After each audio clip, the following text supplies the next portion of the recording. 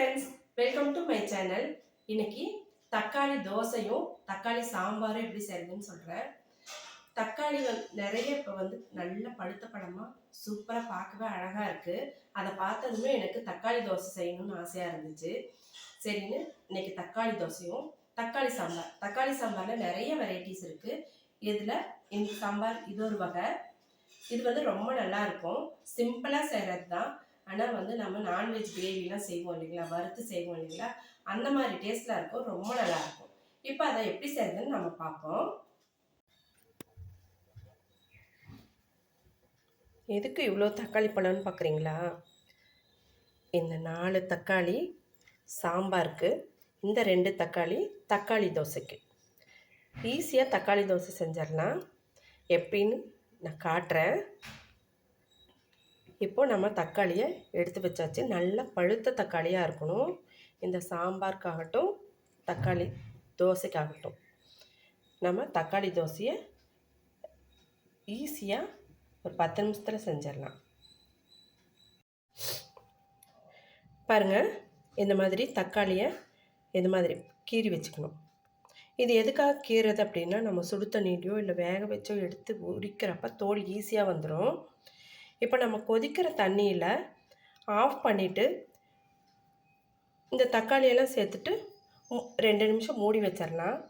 அப்புறமேட்டும் நம்ம அதை வடிகட்டிட்டு கொஞ்சம் நார்மல் வாட்டரை போட்டு கொஞ்சம் அலசி எடுத்துட்டு நம்ம தோலை உரித்தா அப்படியே வந்துடும். நாம் ரொம்ப அலசக்கூடாது, சும்மா போட்டு வைக்கணும் தண்ணியில். சாதா வாட்டரில் தண்ணியில் போட்டுட்டு எடுத்தோம்னா ஈஸியாக நமக்கு தோல் வந்துடும். தோலை உரிச்சிட்டு நம்ம அரைக்கணும். இப்போ எப்படி செய்கிறதுன்னு அதை பார்க்கலாம். இப்போ பாருங்கள், தண்ணி கொதிக்குதுங்களா, இதில் இந்த தக்காளியெல்லாம் போட்டுடலாம்.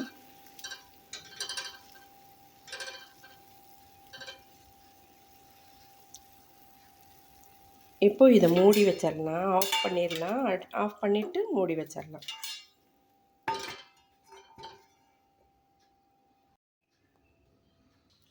இப்போ ஓப்பன் பண்ணி பார்ப்போம். இப்போ நம்ம இதை நார்மல் வாட்டரில் போட்டுடலாம். பாருங்கள், தோல் பிரிஞ்சுக்குச்சு சரிங்களா? இந்த அளவுக்கு வெந்தாவே போதும்.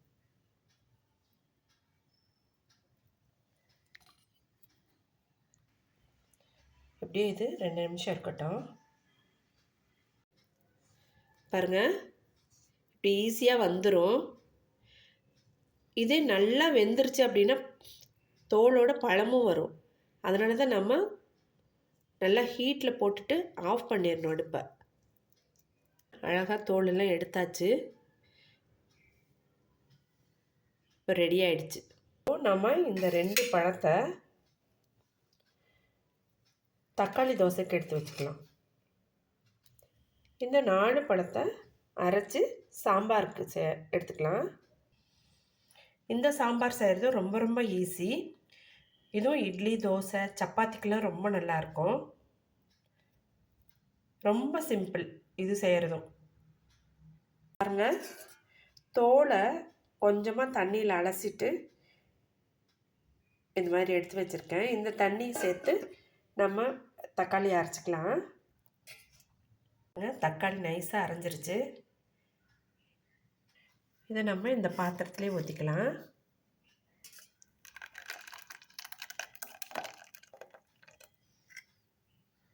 இது கூடவே 1 டீஸ்பூன் உப்பு, கொஞ்சமாக மஞ்சத்தூள், 1/2 டீஸ்பூன் மிளகாத்தூள்,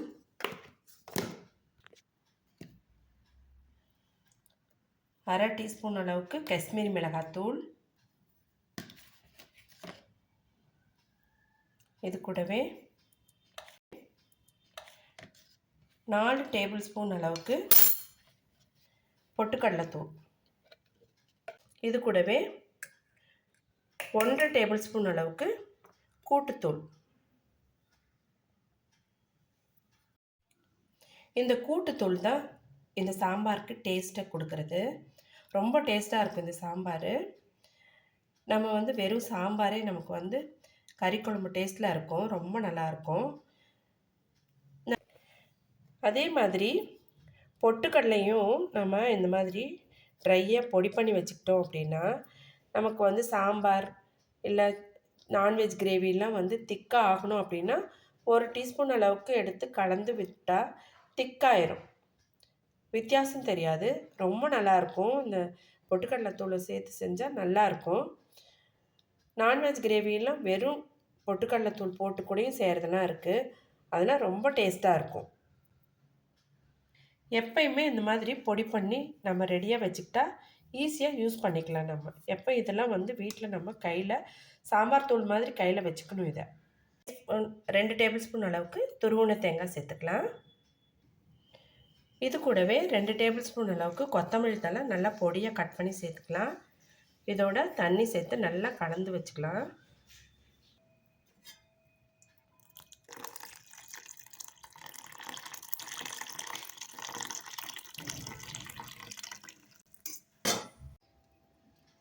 ரெண்டு டேபிள் ஸ்பூன் அளவுக்கு எண்ணெய் சேர்த்துருக்கேன். எண்ணெய் காஞ்சிருச்சு. 1/2 டீஸ்பூன் அளவுக்கு கடுகு உளுத்தம் பருப்பு சேர்த்தாச்சு. இது கூட நல்ல பொடியாக கட் பண்ண சின்ன வெங்காயம் இந்த அளவுக்கு கட் பண்ணிக்கணும் இந்த சாம்பாருக்கு. இது வந்து 1 கப் அளவுக்கு.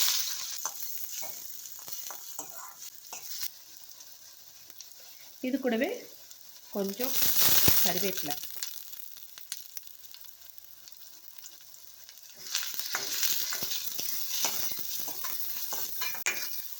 நல்லா வதங்கிருச்சு. இப்போ நம்ம கலந்து வச்சுருக்கிற தக்காளி விழுதை இதோட சேர்த்துக்கலாம்.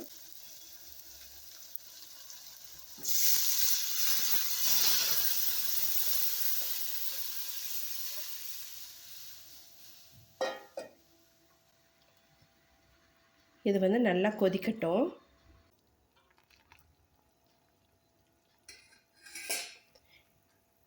தக்காளி சாம்பார் நிறைய வெரைட்டிஸ் இருக்குங்க. அதில் இது ஒன்று. ரெடி ஆயிடுச்சு. நம்ம அடுப்பை ஆஃப் பண்ணிடலாம். பாருங்கள், இந்த கன்சிஸ்டன்சிக்கு இருந்தாவே போதும். சூப்பராக கம கமன்னு வாசம் வருது. ரொம்ப நல்லாயிருக்கும் இந்த சாம்பார். தக்காளி தோசைக்கு நாம் வேக வச்சு எடுத்து வச்சுருக்கோம் இல்லையா, தோல்லாம் உரிச்சிட்டு அந்த 2 தக்காளி, சின்னதாக 2 பல் பூண்டு, சின்ன துண்டு இஞ்சி,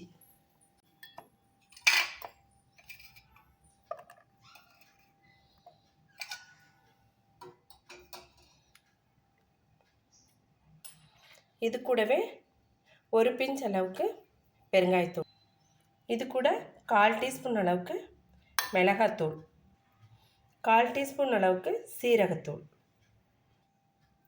இந்த தக்காளிக்கு தேவையான அளவுக்கு கொஞ்சமாக உப்பு, ஒரு 2 பிஞ்ச் அளவுக்கு உப்பு இருந்தால் போதும். ஏற்கனவே மாவில் உப்பு இருக்கும், அதனால் இந்த அளவுக்கு உப்பு இருந்தால் போதும். இதெல்லாம் இப்போ நம்ம நைஸாக அரைச்சிக்கலாம். பாருங்கள், இந்த அளவுக்கு நைஸாக அரைச்சாச்சு. இந்த அளவுக்கு இருந்தாவே போதும். இதை நம்ம வடிகட்ட வேண்டியதில்லை, அப்படியே வந்து மாவோடு சேர்த்து தோசை சுட்டுக்கலாம். உடனேவே மிக்ஸ் பண்ணி உடனேவே தோசை சுடலாம். நம்ம இது ரொம்ப ரொம்ப ஈஸி, கலர்ஃபுல்லாகவும் இருக்கும். நம்ம 2 தக்காளி எடுத்தோம் இல்லைங்களா, 2 கப் மாவு கூட சேர்த்துக்கலாம்.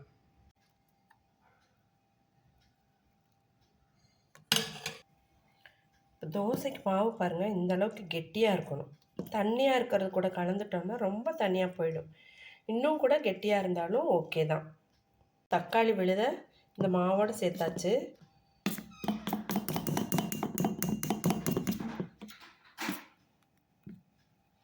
நல்லா மிக்ஸ் பண்ணியாச்சு. தோசைக்கு ரெடியாக இருக்குது. இப்போ இது கூடவே ரொம்ப பொடியாக நறுக்குன்னா கொத்தமல்லி தழை மட்டும் சேர்த்துக்கலாம். தோசை வார்த்தாச்சு. சுற்றி எண்ணெய் ஊற்றிக்கலாம். ரெட் கலராக இருக்குது பாருங்கள் தோசை. பாருங்கள், நல்லா ஓட்டை ஓட்டையாக வந்திருக்கு. நமக்கு இந்த தோசை ரொம்ப டேஸ்ட்டாக இருக்கும். நம்ம ஆட்டி வச்சு அப்படி தான் செய்யணும்னு இல்லை, நமக்கு வீட்டில் இட்லி மாவு இருந்தால் போதும். ஒரு 10 நிமிஷத்தில் இந்த மாதிரி ரெடி பண்ணிக்கலாம். ரொம்ப ரொம்ப நல்லாயிருக்கும்.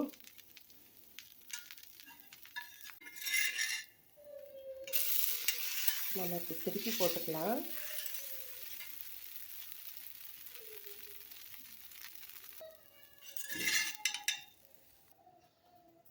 இதை கொஞ்சம் சட்னி சேர்த்து தொட்டுட்டு சாப்பிட்டா சூப்பராக இருக்கும்.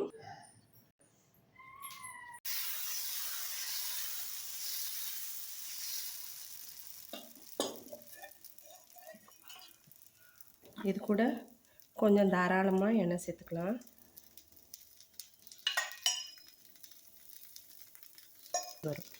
நம்ம இப்போ ஒரு தடவை தோசை வார்த்துட்டோம்னா ஒரு ஒரு பக்கம் திருப்பி போட்டுட்டு அப்புறம் இந்த மாதிரி திருப்பி விட்டுட்டோம்னா ஒரே மாதிரி வேகும்.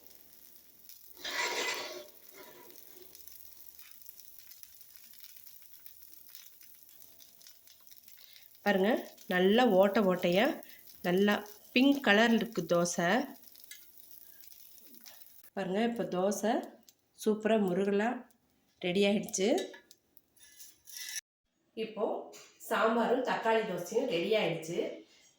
சாம்பாருக்கு இட்லியும், தக்காளி தோசைக்கு சட்னியும். சட்னி வந்து எப்பயுமே செய்கிற மாதிரி தான், தேங்காய் பொட்டுக்கடலை போட்டு பச்சை மிளகாய் போட்டு ஆட்டின சட்னி. இது ரெண்டும் வச்சு சாப்பிட்டு பார்க்கலாம்.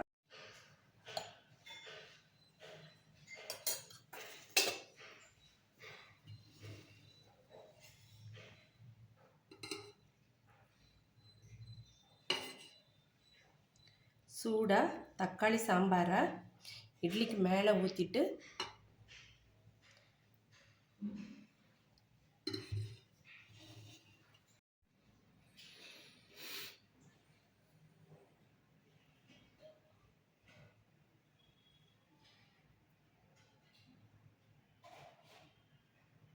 வாங்க சாப்பிட்டு பார்ப்போம். இட்லிக்கு மேலே சாம்பார் ஊற்றிட்டு சாப்பிட்டா ரொம்ப நல்லாயிருக்கும். நெய் சேர்த்து சாப்பிட்றவங்களா இருந்தால் நெய் மேலே ஒரு ஸ்பூன் சேர்த்துட்டு சாப்பிடுங்க, அட்டகாசமாக இருக்கும். இப்போ சாப்பிட்டு பார்க்கலாம். கப் இட்லிங்க, ரொம்ப சாஃப்டாக இருக்குது. சாம்பாரில் இப்போ ஊறி இருக்குது. ரொம்ப அட்டகாசமாக இருக்குங்க, சூப்பராக இருக்குது. அதே மாதிரி தோசையும் சாப்பிட்டு பார்க்கலாம். தோசைக்கு சட்னி, பொட்டுக்கடலை சட்னி, இதையும் சாப்பிட்டு பார்ப்போம்.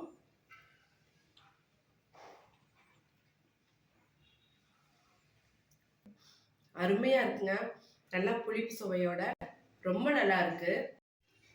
வீட்டில் நீங்களும் இது மாதிரி செஞ்சு கொடுங்க, எல்லாத்துக்கும் ரொம்ப பிடிக்கும். இட்லி தோசைக்கு மாவு இருந்தாவே போதும், நம்ம 10 நிமிஷத்தில் தக்காளி தோசை ரெடி பண்ணிடலாம். அவ்வளோ சூப்பராக இருக்கும் இந்த தக்காளி தோசை. வீட்டில் நீங்கள் செஞ்சு சாப்பிட்டு பார்த்துட்டு எப்படி இருக்குன்னு கமெண்ட் பாக்ஸில் கமெண்ட் பண்ணுங்கள். உங்களுக்கு இந்த வீடியோ யூஸ்ஃபுல்லாக இருக்கும்னு நம்புகிறேன். உங்களுக்கு பிடிச்சிருந்தா லைக் கொடுங்க, சப்ஸ்கிரைப் பண்ணாதவங்க சப்ஸ்கிரைப் பண்ணுங்கள். இதே மாதிரி ஒரு யூஸ்ஃபுல்லான வீடியோவில் மீண்டும் மீட் பண்ணலாம். தேங்க்யூ ஃபார் வாட்சிங்.